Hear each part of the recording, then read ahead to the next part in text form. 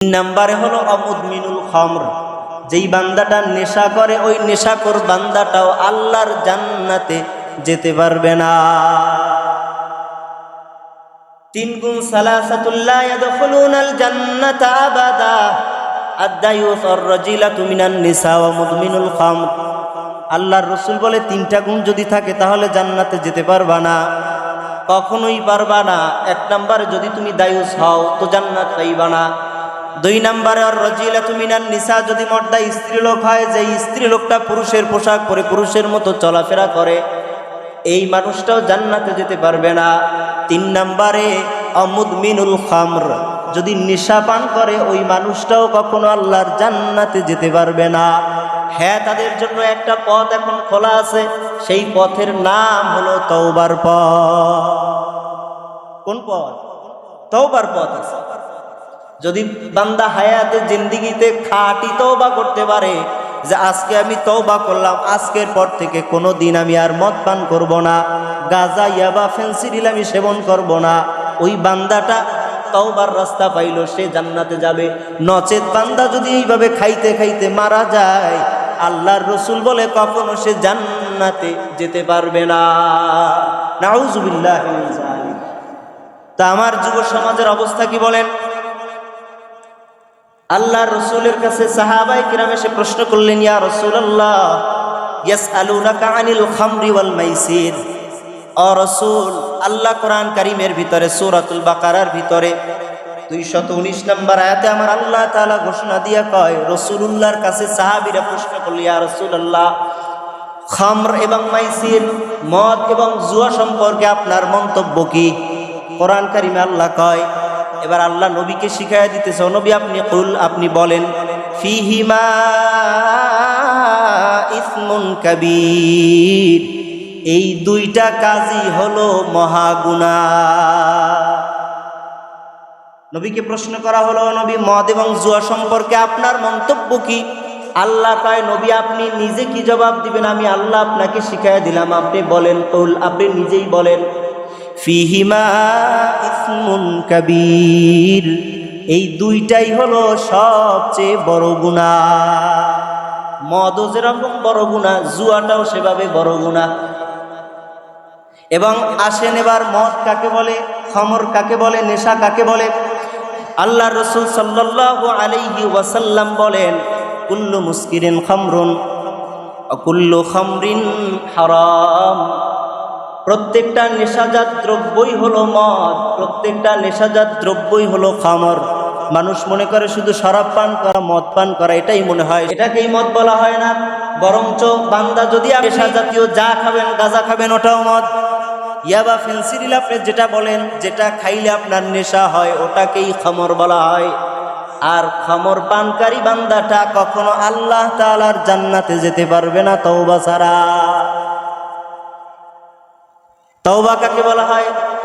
হুজুর প্রত্যেকদিন একবার খামো আর একবার তওবা করমুনি, এই সুযোগ নাই। তওবা কাকে বলা হয়? তওবা বলা হয়, বান্দা আজকে তুমি এখন শুনছো হুজুর বলছে যে মদ খাইলে জান্নাত পাবে না, গাঁজা খাইলে জান্নাত পাবে না, ইয়াবা খাইলে জান্নাত পাবে না, নেশাজাত দ্রব্য খাইলে জান্নাতে যাওয়া যাবে না। এখনই তোমাকে আল্লাহর কাছে তওবা করে ফিরে যেতে হবে, মরণের আগে আর কোনো দিন হাতে স্পর্শ করা যাবে না। এটাকে তওবা বলা হয়। কথা কি বুঝাইতে পারলেন? আস্তে আস্তে স্যার মনে আজকে এতদিন 3টা খাইতাম, এখন না হয় 2টা খাই, পায় না। পায়খানা তুমি 4 চামচ দিয়ে 1 চামচ খাইলে ওটা পায়খানা, আর তুমি পেট বইরা খাইলে ওটা পায়খানা, ওটা কোনো দিন হালাল হবে না। কথা কি বুঝাইতে পারলাম নি? খাইবা পায়খানা, তুমি 4 চামচ দিয়ে খাও আর বড় একটা উড়ি দিয়ে উঠাইয়া খাও, ওই জিনিস একই জিনিস। খামর তথা মদ এটা হারাম, এটা কিয়ামত পর্যন্ত হারাম। কোনো দলিল দিয়ে এটাকে হালাল করার কোনো সুযোগ নাই।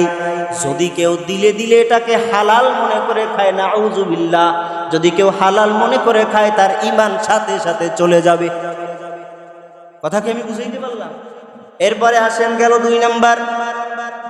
আল্লাহর রাসূল বলেছেন, যেই ব্যক্তিটা নেশাজাত কোনো দ্রব্য পান করে, ওই ব্যক্তিটা ওই দিন থেকে সামনে 40 দিন পর্যন্ত তার নামাজ রোজা ইবাদত আল্লাহ কিছুই কবুল করবে না। কতদিন? 40 দিনের নামাজ বাদ, তার মানে কি সে 40 দিন নামাজ পড়বে না? বলে না না, 40 দিন তো বান্দা তোমাকে নামাজ অবশ্যই পড়তে হবে, নামাজ ছাড়া যাবে না। তবে তোমার 40 দিন যেই নামাজ তুমি পড়লা, তোমার 40 দিনের নামাজের একটা রাকাত, একটা সিজদা, একটা রুকু, একটা তাসবিহ কিছুই আল্লাহর দরবারে কবুল হবে না। নামাজ তো পড়াই লাগবে, কোনো মাফ নাই। মদ খাইলে যদি তুমি নেশা পান করো, তুমি যেই জাতীয় নেশাই খাও না কেন, এই নেশাটা খাওয়ার কারণে 40 দিনের তোমার আমল কাটা যাবে। ওই 40 দিন যত আমল হবে বান্দার, সব আমল আল্লাহ তাআলা নষ্ট করে দিবে, শুধুমাত্র তুমি নেশা পান করার কারণে। তাহলে 1 নম্বর, আমাদের সমস্ত যুব সমাজ ধ্বংসের প্রধান হাতিয়ার হলো এই নেশা। বহু সন্তানরা নিজের মা বাবাকে পর্যন্ত হত্যা করেছে, পিছনে ছিল নেশা। নেশার টাকা দিতে পারে নাই বিদায় মা বাবা পর্যন্ত সন্তান হত্যা করেছে। বাংলাদেশে 1-2টা না, বহু ঘটনা ইতিপূর্বে দেখা গেছে পত্রিকার পাতায়। নেশার টাকা দিতে পারে নাই সন্তান, 8, 9-এ পরে ওই সন্তান নেশা ছাড়া দিন কাটে না।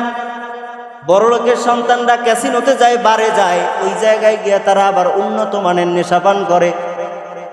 এই টাকা যদি বাবা মা দিতে না পারে, অনেক সময় সন্তানরা বাবা মাকেই দুনিয়া থেকে বিদায় করে দেয়। নেশার থেকে যদি আমাদের সন্তানদেরকে, আমাদের যুবকদেরকে ফিরাইতে হয়, তাহলে আগে মুরব্বীদেরকে এই নেশার থেকে সম্পূর্ণরূপে ফিরতে হবে। কারণ যারে দিয়া ভূত ছাড়ামু, তারে যদি ভূতে ধরে, ভূত ছাড়বে না। কথা বুঝেননি? 1 নাম্বার গেল। 4টা গুনাহ শয়তানের কাজ, অপবিত্র কাজ। রিজসুম মিন আমালিশ শাইতান। তাই 4টা গুনাহ আছে যেগুলি শয়তানের অপবিত্র কাজ। এর ভিতরে একটা ছিল হলো খামর তথা মদ, নেশাজাত দ্রব্য।